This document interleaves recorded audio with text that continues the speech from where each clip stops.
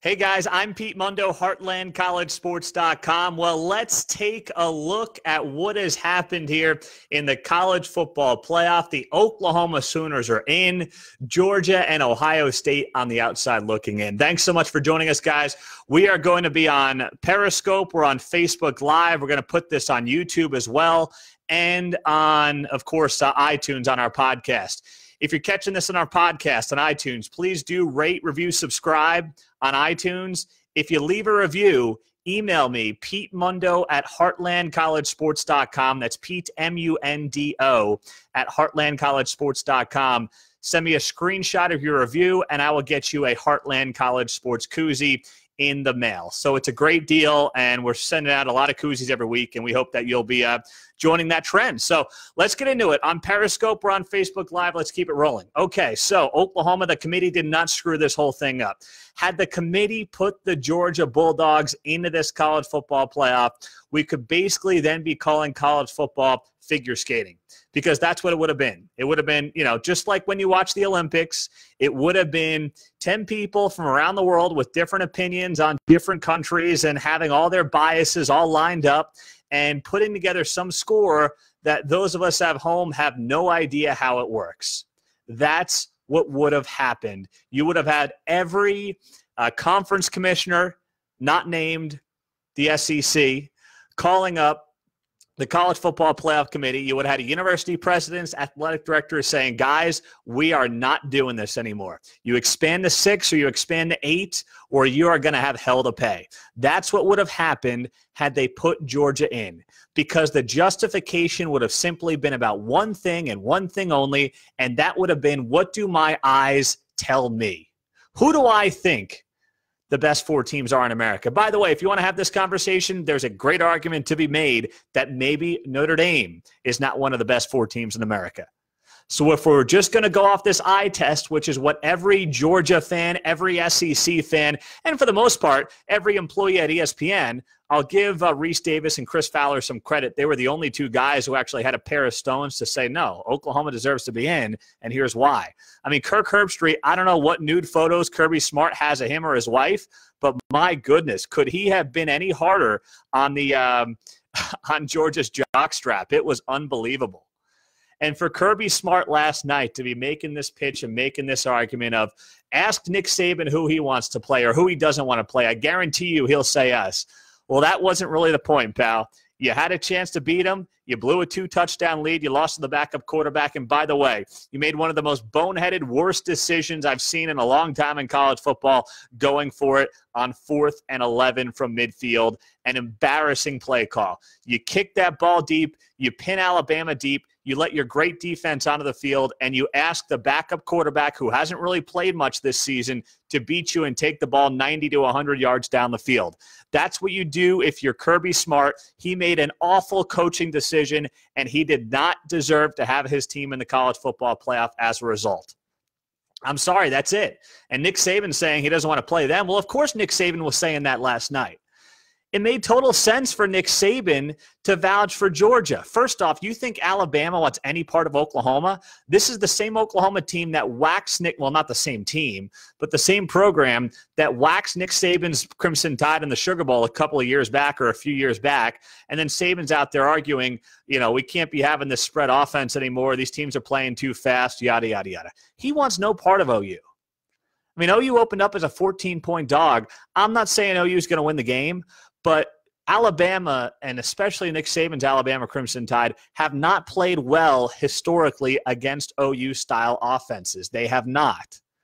So Nick Saban's looking out for himself, and he's also looking out, guess what, for his own conference, because if the SEC continues to get a couple of teams in, it allows Nick Saban to slip up just like last year, not even make the SEC championship game, and get himself into this college football playoff. So he's got personal motivation for why he would have been vouching for Georgia last night. But the committee, credit to him, kudos to him, didn't buy into the BS, did not buy into the nonsense, and that is a very good thing for this college football playoff. So join us on Periscope. Leave your comments on Facebook Live as well. We'll get to those as we roll right along. So OU had a lot going for it. And this is why I said on Twitter this morning, I said every Big 12 fan, Every single Big 12 fan should have been pulling. Every one of them should have been pulling for the Oklahoma Sooners to make the college football playoff, because had a blue blood team in OU not made the college football playoff with one loss as a conference champion after a 3-point loss at a neutral site and getting revenge on that loss as well later in the season in the conference championship game, if that team, OU, can't beat out a 2-loss non-conference champion from the SEC, then guess what? If you're a Baylor fan, if you're a West Virginia fan, if you're a Oklahoma State fan, Iowa State fan, you got no shot in hell at making this thing unless your team goes undefeated. You have zero chance at all of making this college football playoff unless your team goes undefeated or you have one loss and maybe it's a close loss on the road and then you have chaos around the rest of the college football world. That's it. So I don't care if you're a Oklahoma State fan or a Texas fan or whatever, and you hate, you hate the Sooners. That wasn't really the point. You should have been pulling for OU to get in. That's what mattered for the entire conference. And now you have what? The Big Ten hasn't made it in 3 seasons. The Pac-12 hasn't made it the past couple of seasons. No one's talking about the Big 12, but I'll say this. Oklahoma, it's a tough spot for them, because if they get blown out in this game, and we'll have plenty of time to break down this game, just a couple of early thoughts. If they get blown out in this game, people will say, well, you should have put Georgia in there. They gave them a run for their money. And, if they lose a close game, or if they just lose regardless of what the score is, people are going to say, well, OU's been in this thing, 3 of the past 4 years, and they have yet to win a game. Is the Big 12 really that good? The Big 12 has yet to play for a national championship game in this new format. So it's a difficult spot for OU. It's a tough spot for the Big 12. But guess what? In many ways, too, going up against Alabama, you're playing with some house money. Jordan says Alabama's going to obliterate Oklahoma. What are you basing that off of, Jordan? I mean, we'll get to the game as it gets closer. But the 2-touchdown underdog for OU feels like a big number. I thought it would have been 10, 11 points. It opens up at 14. Feels like a very big number. David on Facebook Live, don't like Notre Dame getting into the playoff, especially number 3. Georgia and OSU deserve it more. Notre Dame, I think back to 2011. Do I support a 6 or 8-man or 8-team playoff? I would be okay with 6. I don't love 8. I mean, look at the spreads we have in these 2 semifinal games. They're both double-digit spreads. What's it going to be if we're going to 8-man? We're going to have, all these games. Great, one might be on campus and have, 20-point spreads in this playoff. I'm not ready to go there just yet. The regular season is too good in college football. I just don't want to dilute it any. I just don't want to go there. But to Notre Dame, I wonder about this Irish team, because the last time we saw them in a big game, they got blown out in that BCS championship game by Alabama. I know it's different teams. I understand all that. I do. But the whole, Notre Dame doesn't have to play in a conference championship. Well, don't forget, that knocked TCU out of the college football playoff back in 2011 because there was no conference championship game. Remember that whole thing? Remember that whole saga? And how about Georgia schedules somebody in the non-conference? Has anyone thought of that? Georgia played Austin Peay, Middle Tennessee, and UMass in the non-conference. And everyone got on Baylor in 2011, or 2013, excuse me. I got the year mixed up. 2013, the first college football playoff year. People said, well, Baylor doesn't schedule anybody. And they were right. They didn't schedule anybody. And the non-conference for Baylor, combined with the fact that there was no conference championship game, hurt them and hurt TCU in some aspects. That was a problem. But why aren't people telling Georgia, hey, go schedule somebody? You're playing 8 conference games, and you're throwing in South Carolina, and then you got a bunch of nobodies on your schedule. I mean, that's ridiculous. It's absolutely ridiculous. On Periscope, sir, I lost my house on Fresno State last night. I feel for you, buddy. I feel for you there. Interest rates are rising, so I suggest you go look for a new house pretty quickly, because they're not prices aren't coming down here anytime soon. Sorry about that. It's just the way the committee has basically bounced this thing all over the place with no clear, coherent message. They did the right thing with OU. If you put in Georgia, we would have basically had this thing become figure skating, and it would have been a big joke. Curtis, it still leaves big doubts and questions about the Big 12, lopsided penalties, missed calls in the last 2 weeks. Curtis, come on, man. Stop with the calls. Are you a West? It looks like you're a West Virginia guy. Your senior quarterback turned the ball over twice at home in the biggest game of the year in 2 plays where he tried to do too much. Stop with the officials. And I'll knock the officials. The Big 12 refs were terrible. They were bad at times yesterday again in that Texas game. Why they're reviewing an interception that clearly happened after a penalty makes no sense to me. I mean, that makes no sense to me at all. I'm not defending the Big 12 refs. I'll give them a hard time. Just check out our Twitter page every weekend. But you can't be telling me and sitting here and saying, oh, it's all fishy and it's about the penalties and missed calls. I mean, that's not fair. West Virginia had a chance to win that game. They got outcoached. They couldn't stop OU, and they lost the game. That's it. That is absolutely it. West Virginia spots OU 14 points. They beat us by 3. Give me a break. I don't know where you're going there. I really don't. Sour grapes, someone says on Periscope. I agree. Okay, so the committee gets it right. Leave us your comments on Periscope. Also on Facebook Live. We're posting this to YouTube as well, and it'll be on our iTunes page. So go download the podcast, rate, review, subscribe. We appreciate that a whole lot. Now, we'll see what happens with the rest of these bowl games and all that stuff. We can get to that as the week goes on. Some rumors today, Bill Snyder could be retiring as well. I mean, that only took a week too long. It's like Bill Snyder's trying to do everything he can to make sure Kansas State is as hamstrung as possible without him. You do realize there's an early signing day that happens, 2.5 weeks from now? 2 weeks from now? Does he care about that at all? Bill Snyder has handled this horrifically. And unfortunately, it will be part of his legacy if he's finally going to hang him up today. On Periscope, do you think the Big 12 needs to add some teams? If so, who would? No. Why would the Big 12 add some teams? It's got the best system, a true round robin in the conference schedule. You play 9 conference games, a true round robin. That's all good. On top of that, you get the best 2 teams in the conference championship game. That's how you want it to go. That's the Big 12's got the best system right now. I'm not screwing this thing up. They've been in the college football playoff for 2 straight years. They've been in 3 of the past 4 years. Now they got to win some of these games. I'll give you that. They got to now win a game, and this is unfortunately their toughest test yet. Last year was the chance for OU to win the game against Georgia, and Lincoln Riley clamped up at the end. He did not let his offense be his best defense, and his passive nature on play calling in the second half lost OU that game. I will always firmly believe that's what happened for this Oklahoma team. So, no, I don't think the Big 12 should be adding anybody. I mean, who do you want them to add? What do you want them to do? I mean, go UCF and USF or Memphis? I mean, I don't want to pick out of the AAC just for the sake of picking out of the AAC and getting to 12 teams. If Nebraska wants to come back or Colorado wants to come back or Missouri wants to come back, then we can have a conversation. Then I'd be all in.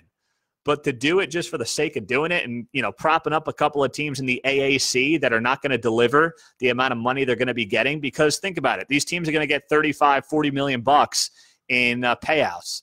Is adding Memphis to the Big 12 going to add that kind of value to the conference? No, it's not going to add any type of value. The Florida schools, if you want to make an argument, maybe the Florida schools add a little bit of value for recruiting purposes. Okay, you can have that conversation. I still don't like it. Just geographically, it's a mess. It's difficult enough with West Virginia, who I love the Mountaineers, but that's a tough trip for either side. West Virginia struggled on the road consistently since they joined the conference because the travel's tough, and it's always difficult going to Morgantown as well. The Arizona schools, is that something you consider? I don't know. I mean, the Pac-12 is in horrible shape right now. Of all the conferences, the Pac-12 is a mess. They don't sniff the college football playoff the past couple of years. Did you see our own Derek Duke, who, by the way, I got to give Derek a shout-out. He did a great job covering the Big 12 championship game yesterday for us.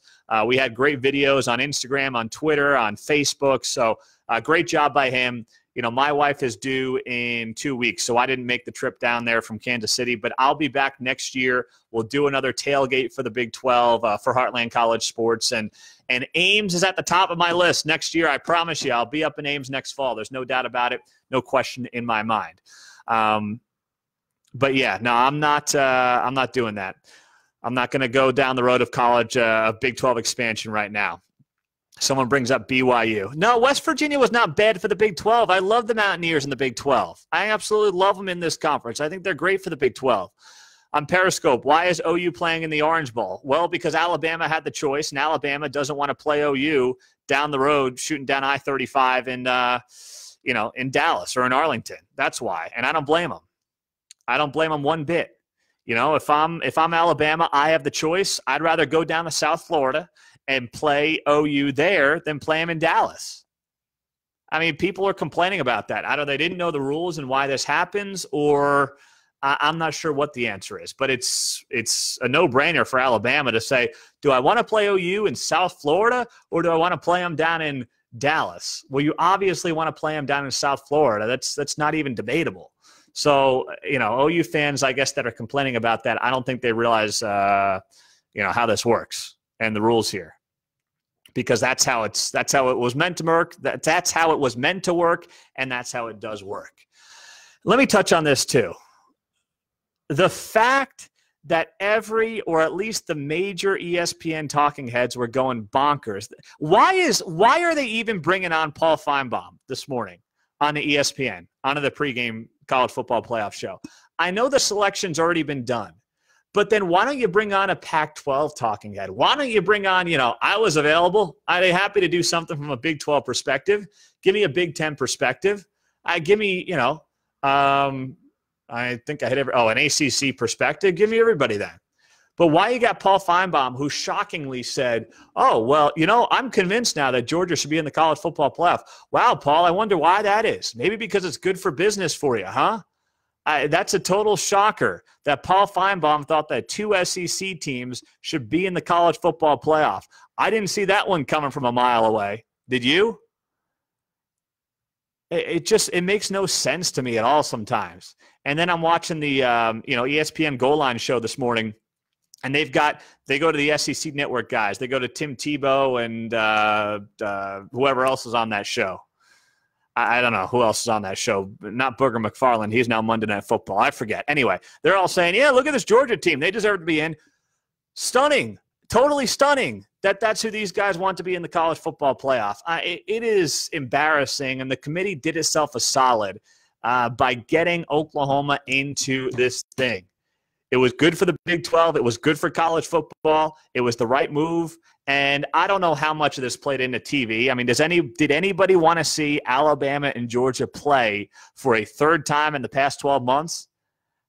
Is that what we're doing here? Is that what this was all about? Just seeing the same two teams from the SEC continue to play each other? Georgia had its chance. It lost the game.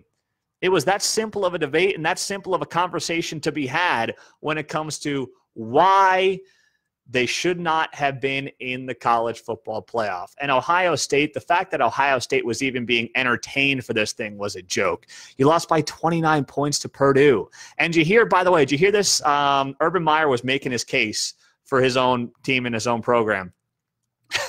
And Urban Meyer said, well, this team's battled through a lot of adversity, he said. And he, of course, was referring to the preseason nonsense with Zach Smith and, allegations of abuse against wives of coaches and everything else.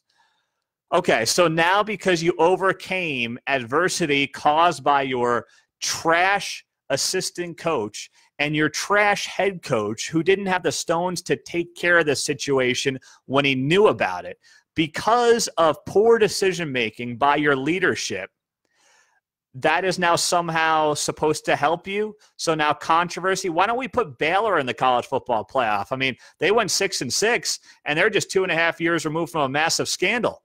Why don't we put the Bears in there, right? I mean, if that's the justification, if that's the game plan you want to go on, well, they overcame adversity caused by adults with horrible judgment and decision-making. Well, there you go. I mean, go the route of putting the Baylor Bears in the darn thing, for crying out loud. I mean, Urban Meyer's got this guy, his head is so far up his own ass sometimes, it's unbelievable. He's just becoming less likable by the day. And he was always pretty unlikable. But every day you find something stupid to say or do that makes you question, the loyalty of Ohio State fans to this guy just because he wins you college football games. Now, that Big 12 game yesterday, we haven't touched on a lot of the X's and O's on it, but the other thing that helped OU was the fact that its defense made a couple of plays. I don't know. I wonder how this thing would have gone had OU won the game 54-49. I still think OU would have been in, but it would have made maybe a different decision for the committee. But you had now the defense, and you heard that being said by Rob Mullins, the college football committee chair. He said this team's defense has made some plays the last couple of weeks.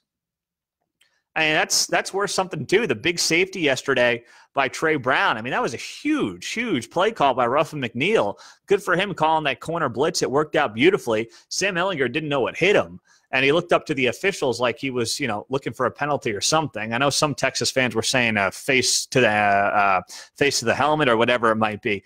You're not calling that play there. You're not calling that penalty there on Sam Ehlinger in the end zone. You're just not doing it. I'm sorry. So the fact that OU's defense held its own yesterday, made a couple of good plays. They did make a couple of decent plays as well, a couple of turnovers against Will Grier. That might have helped the Sooners in the eyes of this college football playoff committee. So, I look at that game yesterday and I say, really, it went as well as OU could have hoped. You cover the spread, solid, convincing win. And the defense made a couple of plays. Yeah, Texas had an insane amount of penalties. The Longhorns did. I mean, Chris Boyd, I think he just got another penalty, And I got to be honest, some of these cornerbacks, like Parnell Motley, dude, you've been getting smoked all season long. Parnell Motley has gotten torched all year for the Sooners, and he makes like a decent play, and he starts getting up and showboating and the whole thing. Half the time there was a flag called on the guy. And for every time you make a nice play, there's 2 plays where you're getting smoked and torched here. So I don't understand it. I don't understand why you had a situation where some of these guys, Parnell Motley included, are just going absolutely bonkers after making decent, mediocre plays, or some of them they're getting flagged on, and he's still tromping around like it was some fantastic play. Jeez. Well, join us on Periscope. We're on Facebook Live as well. We're going to throw this on YouTube too. So, and of course the podcast and iTunes. So, a lot of good comments rolling in here on Periscope, on Facebook. We appreciate you guys joining us. Any final comments? Please let us know here. OU opening up as a 2-touchdown dog, and it's going to be a lot of fun to follow this thing over the next 4 weeks until we get to the college football playoff semifinals. We'll be back midweek with a podcast that'll only be on iTunes. So if you don't subscribe to our podcast, please go do that. It will be on iTunes, and check that out. Please do rate, review, subscribe as well. All right, guys, thanks so much for joining us. Share this on Periscope. Share it on Facebook Live. We are growing this thing every week because of you. We appreciate you, and we'll talk to you soon. Have a good one. Enjoy the college football bowl games. We'll talk to you before then, of course. I'm Pete Mundo, HeartlandCollegeSports.com. Have a great day.